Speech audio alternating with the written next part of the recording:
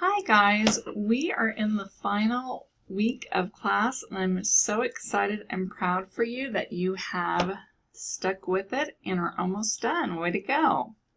So as you know, I have you read your objectives on your own. Alright, so we're talking about intellectual property today. And there are several main types of intellectual property. One is copyright, one is patent, one is trademark, and one is trade secrets.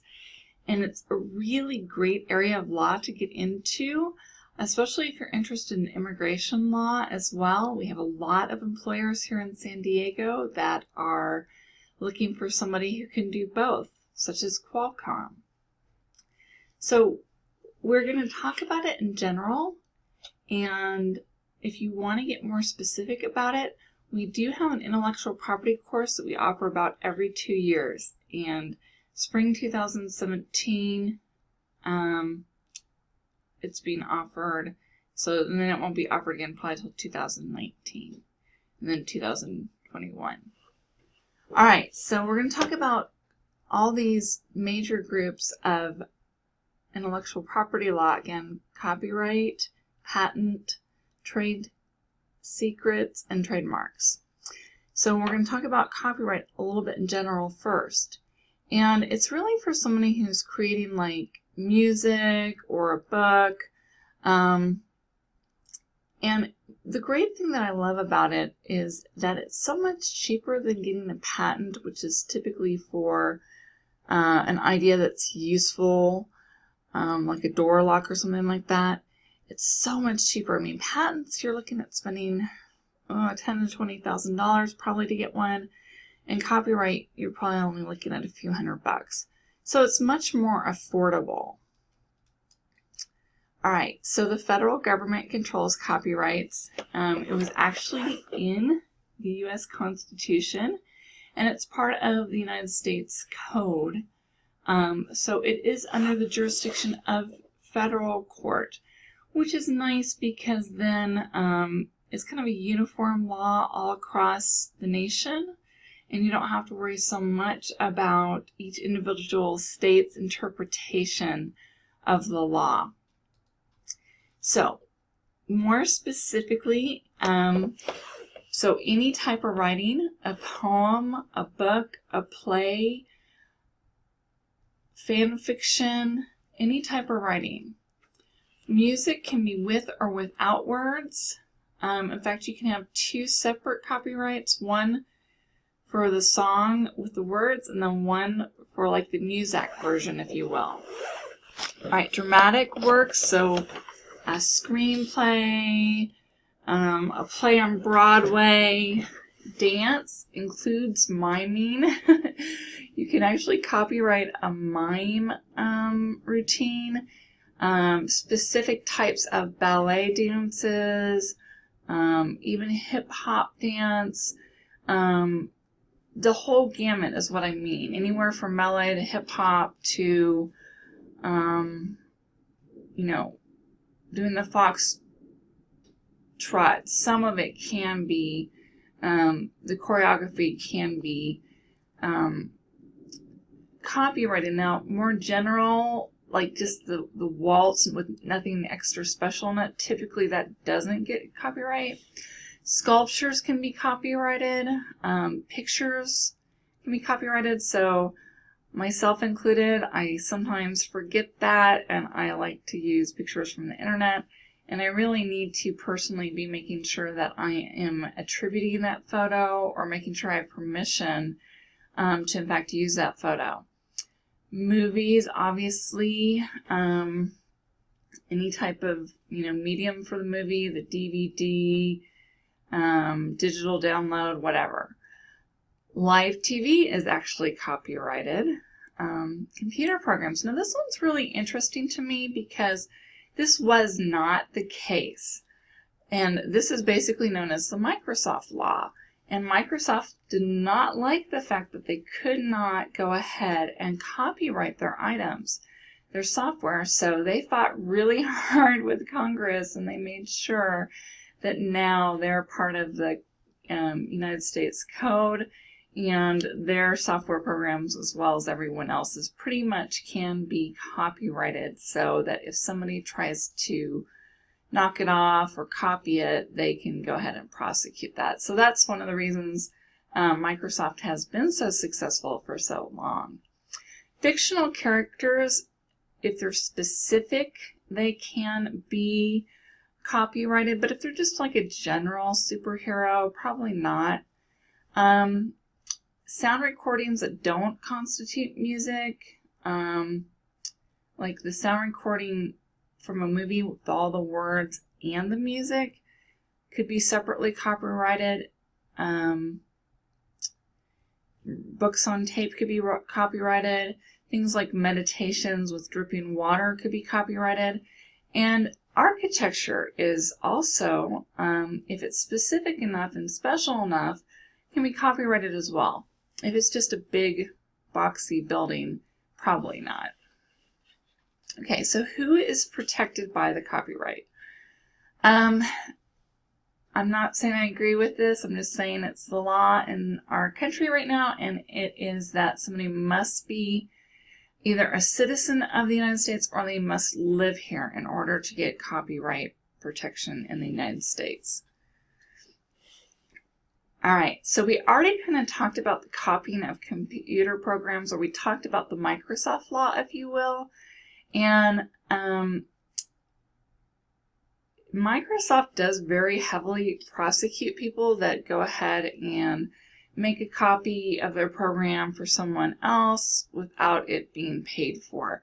And Microsoft has actually realized that, they can't go after everybody, and it's just so pervasive that they've actually made, now that you have a student email address, a .edu email address, they've made their program really cheap so that hopefully you as students will go ahead and pay, I think it's $10 to use an authorized copy and then not have to worry about it. All right, how long does the copyright last? So, I've been giving you exam tips the whole time. I would love to give you some here. I love to test on this. How long does the copyright last? So there'll probably be 2 or 3 questions on your final exam about this. Okay, so it's 70 years after the author's death. I'm going to use myself as an example. I've been able to write 2 textbooks, and let's pretend I was born in 2016. Just humor me, please. I don't want to admit how old I am. All right, so let's say I'll live to be 100. Knock on wood. All right, so that means I would be dead in 2116. Oh my gosh, it's like a crazy number. Then I would have to add the 70 years after my death to that for a total of 2,186. So I do have one daughter, and if she lived that long or her kids lived that long, they could get the royalties off my books if they were still selling then. Don't think that will be the case, but one can hope, right? All right, so another thing I might like to test you on in the final is a proper copyright notice. And the most common one is this one here. That's the one what you will see the most. I've gone ahead and circled it in red. And then you also need and the year of publication. So if you see one without the other in the final, it would not be a proper copyright. All right, I'm going to erase that and go on to the next slide.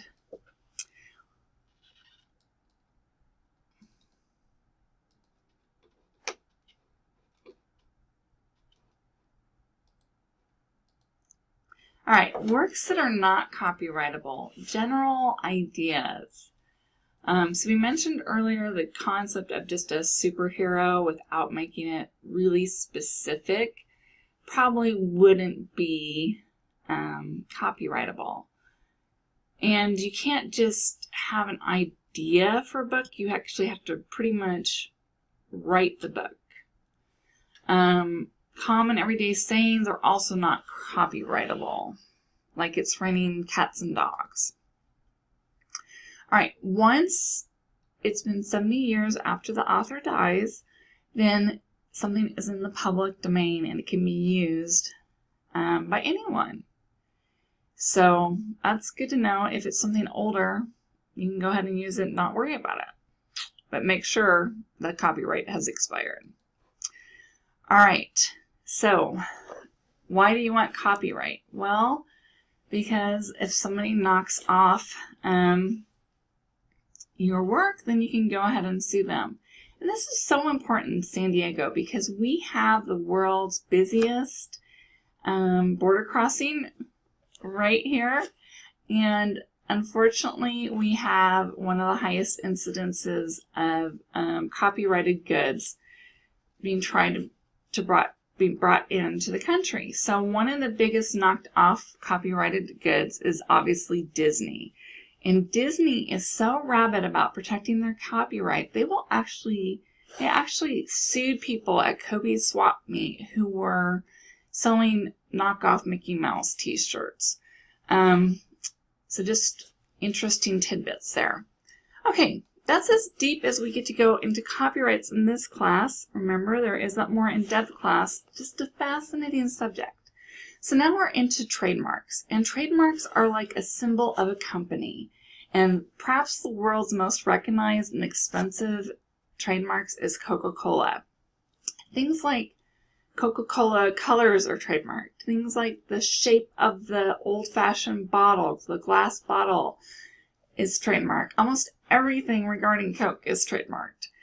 So again, this is also going to be your federal law, and that's nice, but there's also state rules too, and sometimes people just trademark within a state, like if it's a local brand. So that makes it a little bit more confusing sometimes. I really love this case for you guys and want you to read it. It's about peer-to-peer music file sharing. Just a fascinating thing to read. All right. That is as in-depth as we get to go on trademarks. We get to do so much more in trademarks in the intellectual property class. I really hope you'll sign up for it, if not now, in the future. All right, what is a patent? Okay, so this is usually things that are more useful than artistic, and that's a really broad generalization. We'll get into it a little bit more in a minute, but just to kind of help give you a frame of mind or reference point to work from. And with patent, one thing we need to know for our clients is that it can be anyone in the United States. You don't have to live here. I mean, you don't have to have citizenship here in order to get it. So that's nice to know. All right, there's three main types of patents, and they are utility, design, and plant. Okay, so utility, I like to use the example of the lever that opens and shuts a commercial door. You know, very useful object, maybe not the most exciting to all of us, but very useful. Then design kind of almost borderlines into copyright. You know, if you remember Lady Gaga's piano that looked like a shoe, she could either trademark that or perhaps almost even copyright it. So there's a lot of overlap. But like we talked about earlier, copyright's much cheaper. And then a really exciting area in patent law is all these new plants that people are hybriding together. Clementines, halos, that's a very big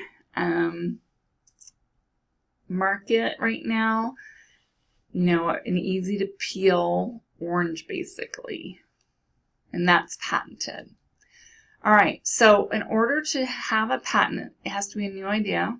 It has to be something that actually is useful. Now, if it's funny, like a farting whoopee cushion, that's considered useful. Crazy, huh? And it has to be something non-obvious. So, if it's just common sense knowledge, might not be patentable. All right, here's the website. I'll let you go to that one on your own, kind of looking at the trademarks and patents. I'm over my time, but don't forget to do your review questions to help you study for the final. Thank you guys so much for sticking with me all semester long. I'm so proud of you, and I'm so grateful for you. Take care. Bye for now.